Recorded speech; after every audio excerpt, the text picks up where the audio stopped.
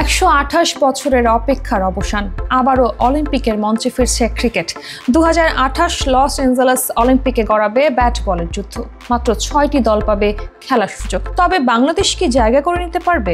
সম্ভাবনার হিসেব নিকাশে কতটুকু এগিয়ে বাংলাদেশ?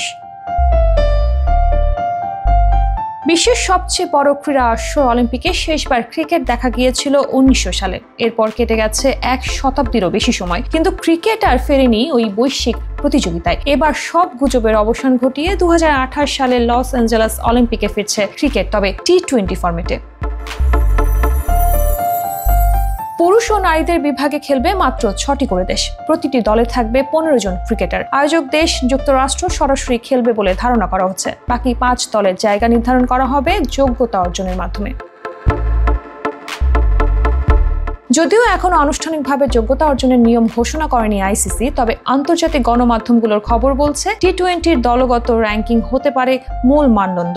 বর্তমানে শীর্ষ 6 দলে আছে Bharat, Australia, England, New Zealand, West Indies এবং দক্ষিণ আফ্রিকা। বাংলাদেশের অবস্থান 9ম। ফলে বাংলাদেশের সামনে অলিম্পিকের দরজা খুলতে হলে টি-20 র্যাঙ্কিংয়ে অন্তত শীর্ষ 6 মধ্যে ঢোকা বাধ্যতামূলক, অথবা অন্য কোনো বাছাই পর্বের মাধ্যমে জায়গা করে নিতে হবে অলিম্পিক স্কোয়াডে।